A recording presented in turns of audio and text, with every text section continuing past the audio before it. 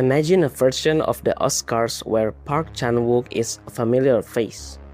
A version where one of the most acclaimed filmmakers of the past 2 decades has at least one nomination to his name. Sadly, we don't live in that world. The painful reality is that Park Chan-wook has never received a single Oscar nomination. Not just never won, literally zero nomination. And what makes it even more frustrating is that his latest film, No Other Choice, only extended that painful record. No Other Choice is a South Korean dark comedy thriller written, produced, and directed by Park Chan-wook. The film stars Lee Byung-hun as Yoo Man-soo, an expert in the paper industry who seems to have the perfect life, a wife played by Son Ye-jin, 2 children, a comfortable home, and a stable career. But everything collapses when he is suddenly laid off from his job, and that's where the real story begins. The film delivers a sharp satire of capitalist work culture which treats employees like disposable items. Man-soo, who initially just wanted to preserve his dignity, slowly descends into madness.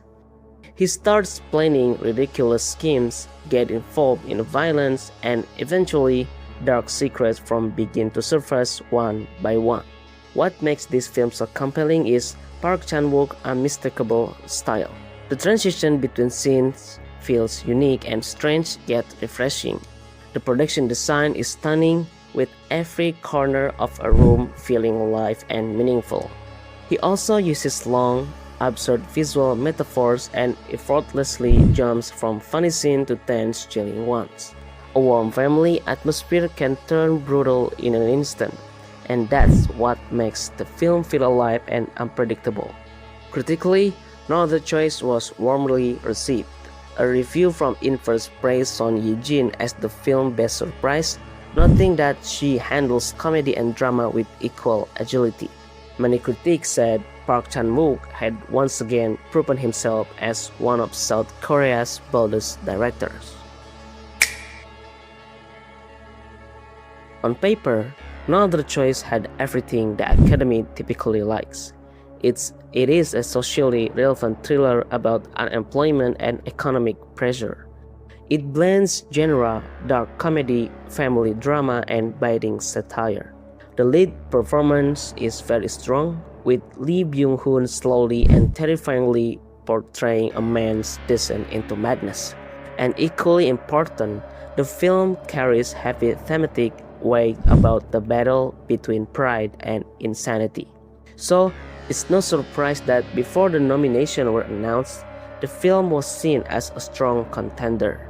It premiered at the Venice Film Festival and received a 9-minute standing ovation. It also won the inaugural International People's Choice Award at the Toronto International Film Festival, and at the Golden Globes, No Other Choice received 3 nominations, including Best Musical or Comedy and Best Actor for Lee Byung-hun. Commercially, the film was also a success. After its wide Christmas Day release in the United States, it grossed over $7 million and became the second highest grossing Korean film in America, trailing only Parasite. Most importantly, the film made the 15th film shortlist for the Best International Feature Oscar. Usually, that is a sign that a final nomination is almost guaranteed. The public was confident that Park Chan-wook would finally get at least one nomination.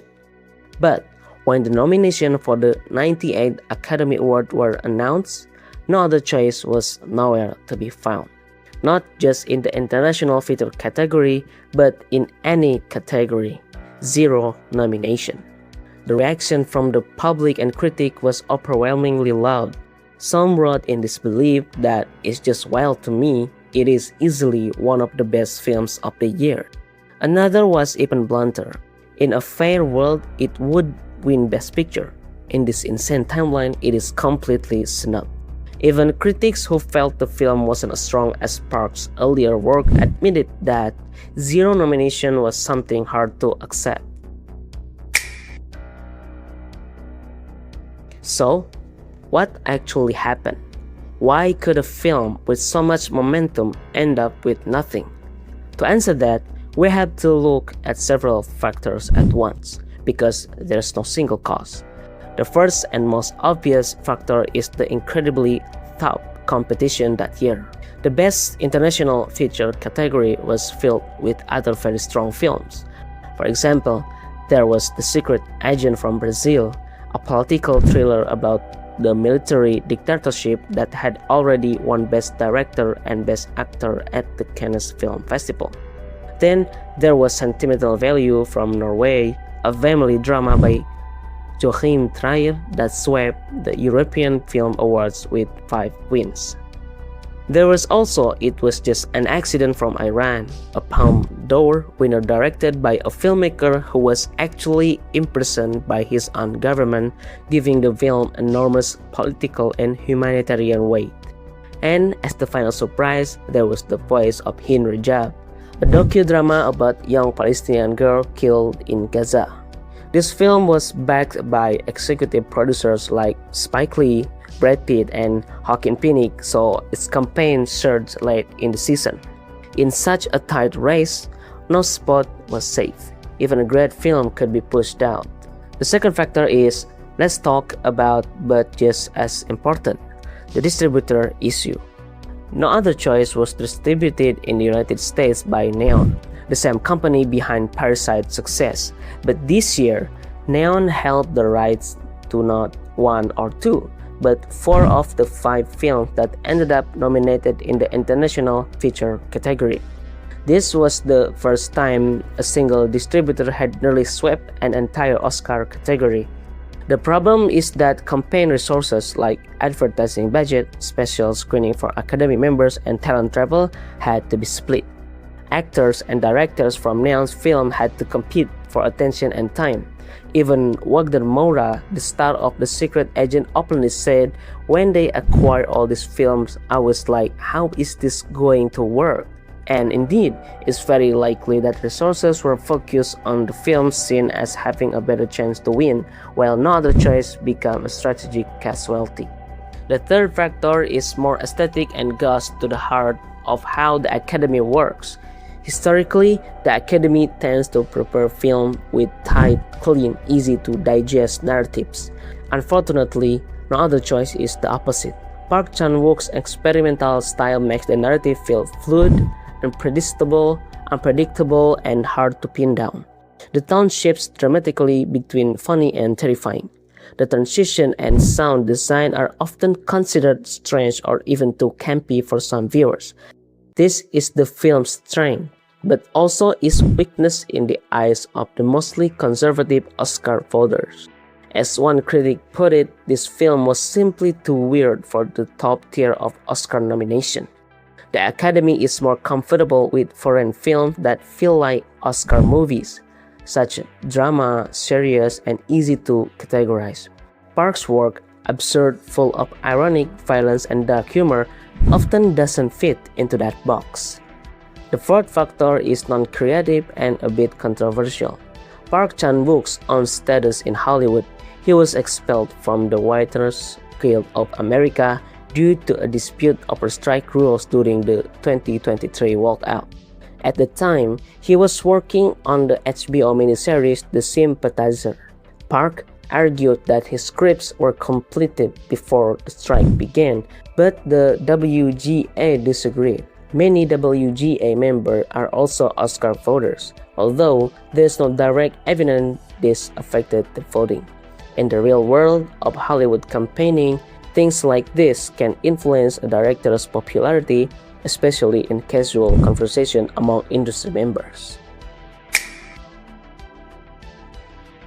What makes this even sadder is that no other choice failure is not an isolated event.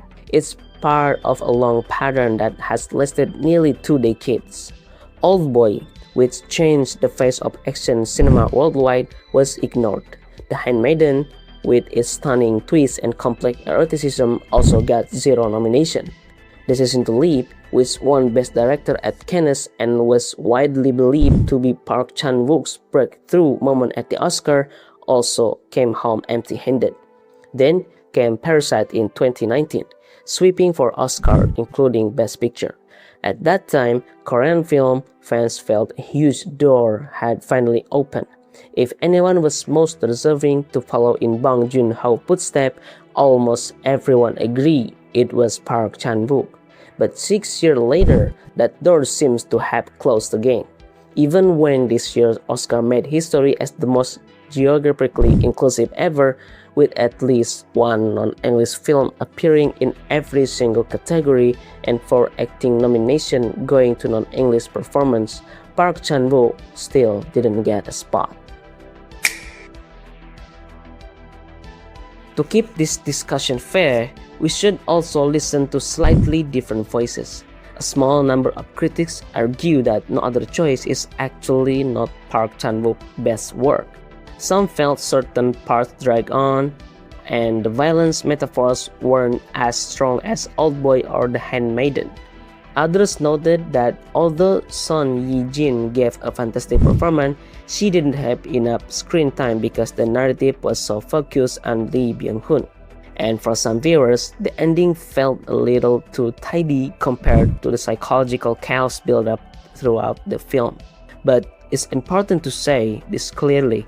These are criticism of relative quality, not reason to give zero nomination. Even a weaker Park Chan-wook film is still bolder and more cinematic than many films that did get nominated.